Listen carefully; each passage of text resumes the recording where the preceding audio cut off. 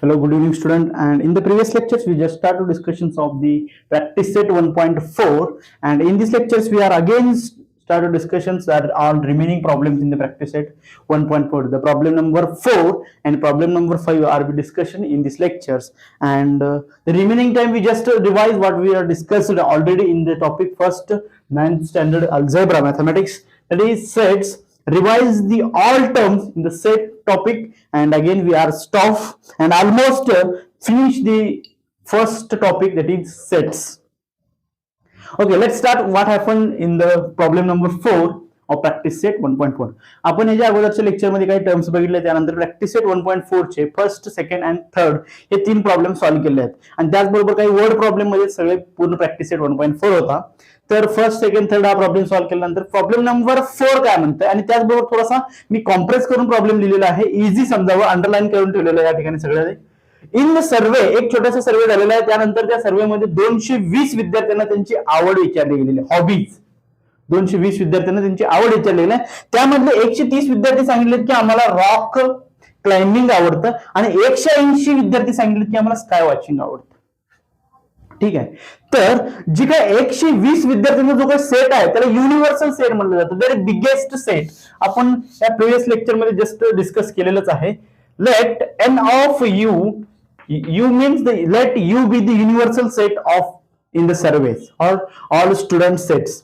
Okay, किती students आहेत? 220, 220 all, that is universal sets. आपल्याला फाइंड आउट करायचं आहे कॅल्क्युलेट द ओनली रॉक.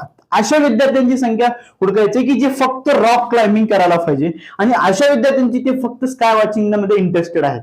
आणि त्याचबरोबर असे काही नमुने विद्यार्थी आहेत जे दोन्ही त्यांना आवडत नाही आहेत. जेव्हा सर्वे केलेल्या 220 विद्यार्थ्यांमध्ये असे काही विद्यार्थी देखील भेटले, ते म्हणले की आम्हाला दोन्ही गोष्टी आवडत नाहीयेत. आणि असे देखील काही विद्यार्थी जे 110 विद्यार्थी आहेत त्यांना दोन्ही आवडतं. काय काय आवडतं? Rock climbing and sky watching. Then in this lectures, let A be the set of that student which are interested, the hobby of that student is watching rock climbing. म्हणजे 130 विद्यार्थी जे आहेत ज्यांना रॉक क्लाइम्बिंग आवडतं त्यांच्या सेटला आपण set A असे नाव देऊया. then n of set A is equal to 130. am I right? and the remaining one set n of set B is, let n of B, set B is of the hobby of that student which are interested to watching the sky, that is 180 students. okay, and दोन्ही आवडणाऱ्या गोष्टीला आपण काय म्हटलं जातं? Common terms. Common किती आहेत? 110 विद्यार्थी आहेत जे कॉमन दोन्ही गोष्टी आवडतात, त्यांना आपण काय म्हणतो? इंटरसेक्शन मध्ये लिहित असतो. N of A intersection B is equal to 110. In the previous lectures we just make one of the smallest mistake here. आपण काय केलेलं आहे, जे युनियन सेट आहे त्याला आपण युनिव्हर्सल सेट जे काय युनिव्हर्सल सेटला आपण काय केलेलं आहे प्रिव्हियस लेक्चर मध्ये A युनियन ऑफ B असे कन्सिडर करून प्रॉब्लेम सॉल्व्ह केलेला आहे. तर छोटासा त्या ठिकाणी मिस्टेक झालेला आहे. देन व्हॉट आपण आपल्याला कॅल्क्युलेट करायचं काय आहे? Calculate the student only rock climbing. त्याच्या अगोदर आपल्याला असे विद्यार्थी हुडकायचे आहेत ज्यामध्ये ऍटलिस्ट एखादा तरी त्यांना इंटरेस्ट असायला पाहिजे. म्हणजे n of A union B आपल्याला फाइंड आउट करायचं. N of A union B find out करण्यासाठी आपल्याला पहिल्यांदा काय लागते? 130. That is N of A plus, पहिल्यांदा फॉर्म्युला लिहायचा आहे, n of A plus n of B minus n of A intersection B. ओके, एन ऑफ A म्हणजे 130 आहे, n of B 180. Let's add it. Add करायचं दोन्हीला 180 मायनस 110. This is 110. 180 प्लस 130. लगेच आपण ऍडिशन करायला सुरुवात करायचं आहे. एका साईडला रफ पेज 1 एक्झाम मध्ये. That is 0 0. 8 plus 3 is 11. Carry 1, that is 1 plus 1 plus and carrying 1, that is 310. म्हणजे 310 minus 110. The n of A union B is equal to, I think, 200. Am I right? Yes. हे कशासाठी calculate करून घेतलेलं आहे तुम्ही? तर या अशा विद्यार्थी आहेत त्यांना कमीत कमी एखादा तरी गेम, एखादा तरी हॉबी, या दोन्ही मधला एखादा तरी हॉबी त्या 200 विद्यार्थ्यांना आहे. तर इथे काय विचारलं? How many students which are not interested to both, दोन्ही पण आवडत नाहीत. आता ऍटलिस्ट एखादा तरी विद्यार्थी म्हणजे 200 विद्यार्थी असे आहेत त्यांना त्या दोन्ही मधलं एक तरी आवडतं, आणि आपण काय केलेलं आहे 220 विद्यार्थ्यांचा सर्वे केलेला आहे. देन आपल्याला एकही न आवडणार जर कॅल्क्युलेट करायचं असेल तर युनिव्हर्सल सेट मधून या गोष्टी मायनस करायच्या आहेत. Then 220 minus 200 that is 20. असे जे थर्ड आहेत, how many students they are do not interested to both, म्हणजे असे 20 विद्यार्थी आहेत त्यांना दोन्ही गोष्टी आवडत नाहीयेत. असे 20 विद्यार्थी आहेत ज्यांना दोन्ही गोष्टी आवडत नाहीयेत. तर आपण एक छोटासा टर्म या ठिकाणी कॅल्क्युलेट केलेला आहे. व्हॉट इज रिमेनिंग, आपल्याला काय विचारलेलं आहे, परत क्वेश्चन नंबर 4 मध्ये विचारलेलं आहे असे किती विद्यार्थी आहेत त्यांना फक्त आणि फक्त स्काय वॉचिंगच आवडतं. असे किती विद्यार्थी त्यांना फक्त आणि फक्त रॉक क्लाइम्बिंगच आवडतं. ठीक आहे, या ठिकाणी मी only rock climbing and only sky वॉचिंगचे विद्यार्थी आपल्याला फाइंड आउट करायचे. आपल्याला आता मिळेल की दोन्ही न आवडणारे विद्यार्थी आपले 20 आहेत. ठीक आहे, ओनली रॉक क्लाइम्बिंग काढायचं असेल तर काय करावं लागेल, आपल्याला एन ऑफ ए मधून n of A intersection B minus करावं लागेल.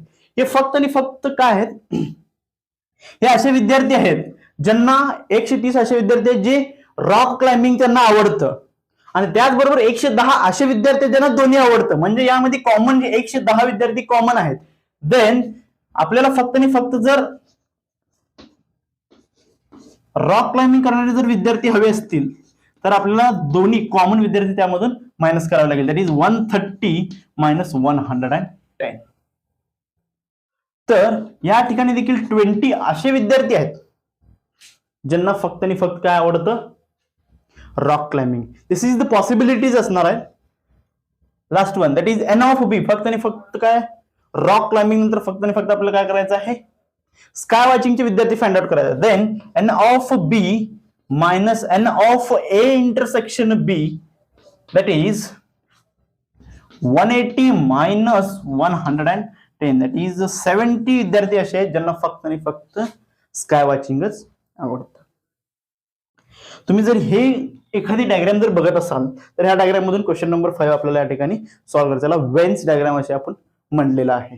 ठीक आहे, ओ पुराना दिन सुहाना दिन आशिकी. ओके, या ठिकाणी एक युनिव्हर्सल सेट टोटल दिलेला आहे, मोठा युनिव्हर्सल सेट. त्यामध्ये 2 सबसेट दिलेले आहेत, ए अँड बी, आणि ते ए अँड बी मध्ये काही कॉमन टर्म्स देखील त्या ठिकाणी दिलेले आहेत. आपण जेव्हा हे डायग्राम ऑब्झर्व करू त्या ठिकाणी आपल्याला समजून जाईल. तर या डायग्राम वरून आपल्याला काही गोष्टी फाइंड आउट करायच्या आहे. ए सेट आपल्याला फाइंड आउट करायचा आहे. ओके, सेट ए फाइंड आउट करण्यासाठी आपल्याला काय करावं लागेल, जे सर्कल आहे, जे सेटची ए ची बाउंड्री आहे ते आपल्याला पहिल्यांदा कन्सिडर करू.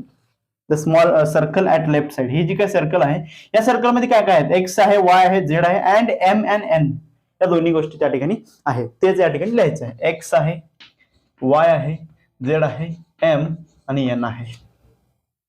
या ठिकाणी आपल्याला विचारलंय का नंबर ऑफ एलिमेंट्स कॅल्क्युलेट करत, एन ऑफ ए नाही, फक्त आपल्याला सेट लिहायचे आहेत. त्याचबरोबर ए कॉम्प्लिमेंट सेट आपल्याला लिहायचं. ए कॉम्प्लिमेंट ऍट मीन्स जे सेट ए मध्ये नाही आहेत आणि युनिव्हर्सल सेट मध्ये आहेत. सगळ्यात मोठा जो काही स्क्वेअर आहे या स्क्वेअर मध्ये असलेले बट या सर्कल मध्ये नसलेले जितके एलिमेंट्स आहेत तितके सगळे एलिमेंट्स ए कॉम्प्लिमेंट मध्ये आपल्याला लिहायचं. That is second one. A complement is equal to, आपल्याला फक्त या सर्कल सोडून, सर्कल मधले असलेले एलिमेंट सोडून बाकीचे सगळे एलिमेंट्स आपल्याला लिहायचे. पी आहे Q R S and T. Okay, P Q R S and T असे elements. A complement at means set A मध्ये सोडून युनिव्हर्सल सेट मध्ये असले प्रत्येक गोष्टी आपल्याला लिहावं लागेल. बट या ठिकाणी मी क्वेश्चन घेतलेलं क्वेश्चन नंबर 7, ही क्वेश्चन नंबर 7 आपल्याला फर्स्ट टाइमला सॉल्व्ह करायला पाहिजे होती. That is universal set. Universal set म्हणजे या दोन्ही गोष्टी स्क्वेअर, या दोन्ही सर्कलला आपल्याला काय करायचं, फॉरवर्ड करायचा. फक्त आपण जे काय स्क्वेअर आहे या स्क्वेअर आपल्याला आउटर लाईन बाउंड्री कन्सिडर करायचा. यामध्ये असल्या प्रत्येक एलिमेंट्स काय असणार, ए आणि बी देखील लिहायचं नाही, कॅपिटल लिहायचं नाही, ते वेगळे सेपरेट सेट आहेत. ठीक आहे, प्रत्येक एलिमेंट्स लिहायचा आहे. X Y Z M N P Q R S T, प्रत्येक काय आहेत, पहिल्यांदा smallest M N P Q R S T X Y as well as Z. इतके जे काही इलेमेंट्स आहेत ते युनिव्हर्सल सेटमध्ये आहेत, म्हणजे ह्या स्क्वेअरमध्ये आहेत. देन बी सेट आपल्याला विचारलेला. बी सेट म्हणजे हे जे काय राईट हँड साइडचा जे काय सर्कल आहे, राईट हँड साइडचा आहे आणि तुमच्या लेफ्ट हँड साइडचा जे काय सर्कल आहे, या सर्कलमध्ये प्रत्येक इलेमेंट्स आपल्याला या सर्कलमध्ये प्रत्येक इलेमेंट्स म्हणजे सेट बी मध्ये कन्सिडर करावं लागेल. That is M. Set B M आहे, एन आहे, या ठिकाणी आहे ना एम आणि एन, हे देखील काय करत आहे, बी च्या सर्कलमध्ये येत आहे. P Q R, P Q R. जर बी कॉम्प्लिमेंट आपल्याला फाइंड आउट करायचं असेल तर आपल्याला त्या गोष्टीकडे जायची गरज नाही, डायग्रामकडे जायची गरज नाही, परत कंटिन्यू तेच ऑब्झर्व करायची गरज नाहीये, कारण की आपण ऑलरेडी युनिव्हर्सल सेट या ठिकाणी लिहिलेला आहे आणि सेट बी देखील लिहिलेला आहे. जे सेट बी मध्ये आहेत ते प्रत्येक गोष्टी सोडून आपल्याला प्रत्येक युनिव्हर्सल सेट मधला ऑब्जेक्ट इलेमेंट आपल्याला घ्यावं लागेल, म्हणजे ते असणार आपलं बी कॉम्प्लिमेंट. बी कॉम्प्लिमेंट म्हणजे काय, remaining elements in the universal set rather than the elements in the set B. म्हणजे सेट बी मध्ये असलेले प्रत्येक इलेमेंट्स निग्लेक्ट करून जे रिमेनिंग इलेमेंट्स आपल्या युनिव्हर्सल सेट मध्ये आहेत ते म्हणजे बी कॉम्प्लिमेंट असते. That is B complement is equal to M आहे, एन आहे, P Q R, M N P Q R. इथपर्यंत काय आहेत, हे सेट बी चे आहेत आणि या सगळ्या राहिलेले युनिव्हर्सल सेट म्हणजे आहेत, म्हणजे ते काय असणार आहे, बी च्या कॉम्प्लिमेंट मध्ये असणार. S T X Y Z, X Y Z, this is the B complement. आता A complement, B complement as well as U, इतके टर्म्स आपण या ठिकाणी फाइंड आउट केलं with help of diagrammatical Venn's diagram. आता A union B, A union बी म्हणजे काय, जे ए मध्ये आहेत आणि बी मध्ये आहेत दोन्हीचं ऍड करून जे नवीन सेट तयार केलं जातं त्याला म्हणलं जातं ए युनियन्स ऑफ बी. आपल्याला जर ए युनियन्स ऑफ बी जर कॅल्क्युलेट करायचं असेल तर या गोष्टी सोडून द्यायचं, म्हणजे दोन इलेमेंट्स आपल्याला येणार नाही, जर फक्त या दोन सर्कल मध्ये असणारी प्रत्येक इलेमेंट्स आपल्याला त्या ठिकाणी घ्यावं लागेल. ते एस आणि टी जे काय आहे ते outside of the A and B आहे, त्यामुळे ते काय करायचं आपल्याला फॉरगॅट करायचं आहे. ए मध्ये काय काय आहे या ठिकाणी, this is the complement. A X आहे, वाय आहे, झेड आहे, एम आणि एन आहे, ठीक आहे. बी मध्ये काय आहे, याच सेट मध्ये आपल्याला लिहावं लागेल एम आणि एन सोडून पी क्यू आर. हे झालं ए युनियन्स ऑफ बी. परत जे काय A union B complement, A union B complement, A union of B याचा कॉम्प्लिमेंट आपल्याला घ्यायचं असेल, कॉम्प्लिमेंट घ्यायचं असेल तर ए युनियन ऑफ बी जे काय सेट आहे त्या सेटमध्ये असणारे इलेमेंट्स वगळून युनिव्हर्सल सेटमध्ये प्रत्येक इलेमेंट्स आपल्याला या ठिकाणी घ्यावं लागेल. एक्स ए युनियन बी मध्ये आहे, वाय आहे, झेड आहे, एम आहे या ठिकाणी, एन देखील आहे, पी आहे, क्यू आर आहे. फक्त जे आहेत जे नाही आहेत ते म्हणजे एस अँड टी, आणि म्हणजे ए युनियन बी कॉम्प्लिमेंट्स मध्ये फक्त आणि फक्त एस आणि टी येणार. This is all about the practice set 1.4 will be finish here. With the practice set the topic of the sets is also finish here. तर आपण थोडंसं रिव्हिजन करायचं की या टॉपिक मध्ये काय काय बघितलेलं आहे, त्यानंतर आपण नेक्स्ट टॉपिक रियल नंबरला सुरुवात करता येईल.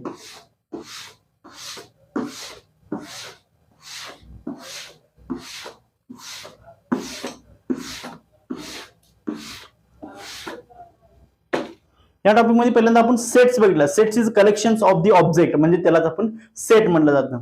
सेट बघितल्यानंतर आपण काय बघितलं, सेटचे दोन टाइपचे रायटिंग मेथड्स बघितलेले आहे. रायटिंग मेथड म्हणजे पहिला होतं लिस्टिंग मेथड आणि राहिलेला एक मेथड होता तो होता रूल मेथड.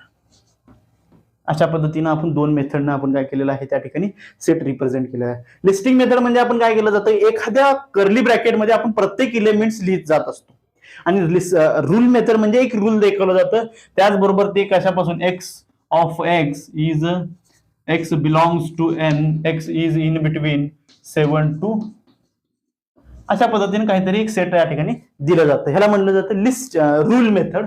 आणि याच असलेल्या प्रत्येक इलेमेंट्स एका कर्ली ब्रॅकेट मध्ये लिहून त्याला कॅपिटल लेटरचं नाव देऊन आपण जे काय करतो त्याला म्हणलं जातं लिस्ट मेथड. त्यानंतर आपण बघितलं types of sets. Types of set zero पासून सुरुवात करूया. पहिल्यांदा झिरो जे काय आहे नल सेट बघितलेला आहे. नल सेट म्हणजे the set which having the non any single elements, कुठल्याही एकही एलिमेंट्स नसणाऱ्या सेटला म्हटलं जातं नल सेट. त्यानंतर सिंगलेटॉन सेट देखील आपण बघितलं. सिंगलटॉन म्हणजे असा एक set, the set of the anion, कुठलाही एक सेट असा असायला पाहिजे त्यामध्ये एक आणि एकच इलेमेंट असलं पाहिजे. कन्सिडर करा the natural numbers is less than 2, 2 पेक्षा कमी असणार नॅचरल नंबर्स आपण जर एखादा सेट घेतला तर तो सेट मध्ये काय असणार व्हॅल्यू ओनली 1 असणार आहे. असा एखादा सेट घेतला जे 1 to 3 मध्ये नॅचरल नंबर 1 to 3 मध्ये फक्त आणि फक्त इवन आहे. इवन काय आहे फक्त आणि फक्त व्हॅल्यू 2 असणार. दॅट इज ओनली 1, एकच इलेमेंट असलं पाहिजे सिंगल. ठीक आहे. किंवा the set of that months which having less than 30 days, असा एक मंथ असायला पाहिजे ज्याच्यामध्ये असणारे दिवस हे 30 दिवसापेक्षा कमी आहेत. असा कुठला डे असणार आहे तो आहे फेब्रुवारी. म्हणजे 1 and ओनली एकच इलेमेंट त्यामध्ये असायला पाहिजे.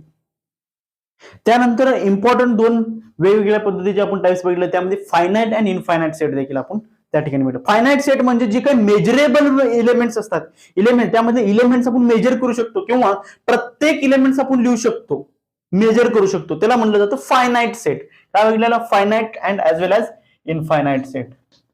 Finite and infinite set. Finite as well as infinite set. Finite set म्हणजे असे एक सेट ज्यामध्ये प्रत्येक इलेमेंट आपण मेजर करू शकतो किंवा त्याचा एंडचा इलेमेंट आपण लिहू शकतो, त्याला म्हटलं जातं फायनाइट सेट. इनफायनाइट सेट म्हणजे the set of all natural numbers. काय लिहिणार आपण set of all natural number 1 2 3 up to the infinity पर्यंत असणार. इन्फिनिटीची व्हॅल्यू देखील आपल्याला माहित नाही. फायनाइट सेट म्हणजे the set of all elements which are natural and even numbers between the 1 to 10. म्हणजे आपण एक सेट तयार करू शकतो.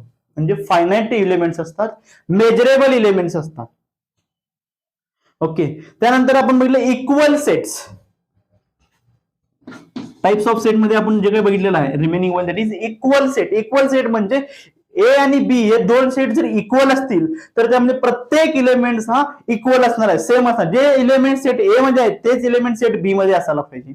जे इलेमेंट सेट बी मध्ये आहेत तेच इलेमेंट सेट ए मध्ये असायला पाहिजे. त्याला म्हणलं जातं इक्वल सेट्स. दिस आर जस्ट रिवाइज करत आहे, त्यामुळे आपण प्रत्येक गोष्टी बरोबर लिहिणं गरजेचं नाही. Veins diagram. त्यानंतर आपण बघितलं वेन्स डायग्राम. वेन्स डायग्राम म्हणजे प्रत्येक जी काही आपण सेट लिहित असतो, लिस्टिंग मेथड असू दे, रूल मेथड असू दे, त्याला एका क्लोज्ड डायग्राम मध्ये, कुठल्याही पद्धतीच्या डायग्राम मध्ये रिप्रेझेंट करणं त्यालाच म्हटलं जातं वेन्स डायग्राम. वेन्स डायग्राम आपण प्रत्येक काही एक्झाम्पल देखील त्याच्यावरून सॉल्व्ह केलं आहे प्रॅक्टिस सेट मध्ये, ते जे काही प्रॉब्लेम्स आपण सॉल्व्ह केला आहे. वेन्स डायग्राम नंतर अजून एक गोष्टी बघितलं subset. This is most important असं समजू शकता आपण. सबसेट.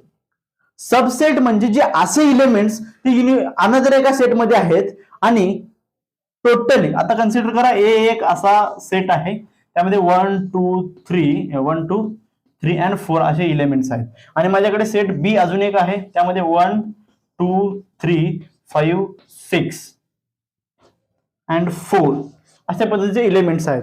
तर मी ए हा बी चा सबसेट असतो असं म्हणू शकतो, कारण की ए मध्ये असणारे प्रत्येक इलेमेंट्स बी मध्ये आहेत, त्यामुळे हा ए हा बी चा सबसेट असणार आहे. आणि या प्रत्येक गोष्टी जेव्हा finite, infinite, equal set, subset, veins diagram या सगळ्या गोष्टी आपण बघत असताना त्याची प्रॉपर्टीज देखील बघितलेला आहे. त्या प्रॉपर्टीमध्ये इक्वल सेट जेव्हा प्रॉपर्टी बघतो, इक्वल सेट हे एक दुसऱ्याचे सबसेट असतात, कारण की ते आणि तेच इलेमेंट त्यामध्ये दोन्ही सेटमध्ये असतात. यानंतर आपण बघितलं universal set. Universal set. Universal set it means the bigger sets. असा एक मोठा सेट त्यामध्ये कितीतरी सबसेट तयार करू शकतात, कितीतरी सबसेट असू शकतात, त्यापेक्षा मोठा सेटच नाहीये, त्याला म्हणलं जातं युनिव्हर्सल सेट. एखादी एक्झाम्पल आपण कन्सिडर केला, एखादा प्रॉब्लेम आपण सॉल्व्ह करायचा असेल तर युनिव्हर्सल सेट हा त्यामध्ये प्रत्येक सगळ्यात मोठा सेट असतो, त्यामध्ये कितीतरी सबसेट असतात, कितीतरी एकमेकाचे कॉम्प्लिमेंट सेट असतात. तर या युनिव्हर्सल सेटचा जर आपल्याला कॉम्प्लिमेंट घ्यायचं असेल तर it is always empty set असणार आहे किंवा नल सेट असणार आहे, त्यालाच म्हणलं जातं complement of set. This is the next point आपण डिस्कशन केलेलंच आहे, complement of the set. Consider करा मला जर ए हा एक सेट आहे आणि बी माझा एक युनिव्हर्सल सेट आहे. बी जे काय मी होतो त्याला मी युनिव्हर्सल सेट मध्ये कन्वर्ट केलेला आहे. तर ए कॉम्प्लिमेंट जर मला फाइंड आउट करायचं असेल, मला असे एलिमेंट्स घ्यावं लागेल जे ए मध्ये नाही आहेत पण युनिव्हर्सल सेट मध्ये आहेत. All remaining elements in the universal set which are not present in the set A. This is called as complement of the set A. आणि कॉम्प्लिमेंट लिहित असताना देखील असे देखील आपण काही वेळा रिप्रेझेंट केलं जातं. Then let's complement 5 and 6 the complement of set A. त्यानंतर ऑपरेशन ऑन सेट मध्ये आपण बघितलं intersection of two sets, disjoint of that two sets and unions of that two sets. Intersection म्हणजे काय, असे कॉमन एलिमेंट जे दोन्ही मध्ये आहेत. आपल्याला ए इंटरसेक्शन यू, हा यू आहे असं कन्सिडर करा. ए इंटरसेक्शन ऑफ यू जर आपल्याला लिहायचं असेल, दोन्ही मध्ये common elements, the set of that elements which R common between these two sets is called as intersections of that two sets.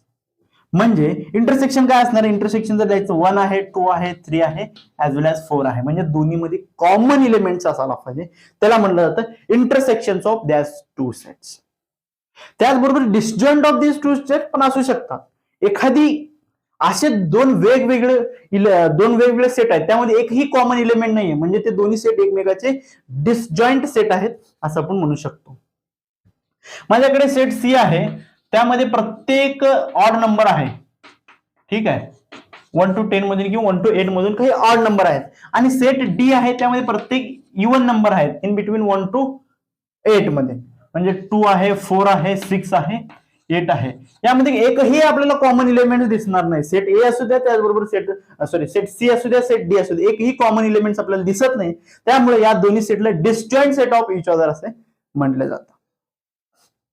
आणि याच दोन्ही सेट घेऊन आपण अजून एक पॉइंट आपण या ठिकाणी लिहू शकतो, unions of the set. Union अशा पद्धतीने इंडिकेट केलं जातं, unions of that two sets. Unions of sets म्हणजे प्रत्येक एलिमेंट्स काय करणं, ऍडिशन करणं, म्हणजे एका सेटमध्ये दोन्ही एलिमेंट्स लिहून काढणं. तेव्हा एक आणि एक गोष्ट आपल्याला लक्षात घ्यावी लागेल की प्रत्येक एलिमेंट्स हा एकदाच यायला पाहिजे, डबल रिपीट तोच होता कामा नये. इथपर्यंत होतं युनियन्स ऑफ टू सेट्स. आणि लास्ट एक प्रॉब्लेम आपण सॉल्व्ह केला किंवा लास्ट एक टर्म्स आपण बघितलेला, number of elements in set. आपण काय करायचं, फक्त एक सेट घ्यायचा, म्हणजे number of elements of set it is only exist for the finite set.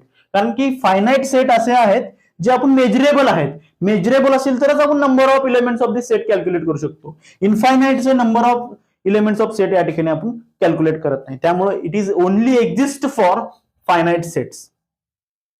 Number of elements of the set म्हणजे एखाद्या सेटमध्ये किती एलिमेंट्स आहेत. जर कन्सिडर करा सेट सी आपण त्या ठिकाणी कन्सिडर केलं आहे, 1 2 3 आणि 4 एलिमेंट्स एका सेटमध्ये आहेत, म्हणजे n of set C, number of element या ठिकाणी मी लिहितो n of set C is 4 elements. This is the number of elements in set C. अशा पद्धतीने आपण काय केलेलं आहे, पूर्ण सेट्स टॉपिक या ठिकाणी डिस्कशन केलेलं आहे. Practice set 1.1, practice set 1.2, 1.3 as well as practical set 1.4 मधले मॅक्झिमम प्रॉब्लेम आपण सॉल्व्ह केले, जे काही सिमिलर प्रॉब्लेम, प्रत्येक प्रॉब्लेम मीच सॉल्व्ह करत असेल तर ठीक आहे. या ठिकाणी आपण सेट्स हा टॉपिक फिनिश केला. In the next lectures we again start next topic, topic number 2, real नंबरला आपण लगेच सुरुवात करणार.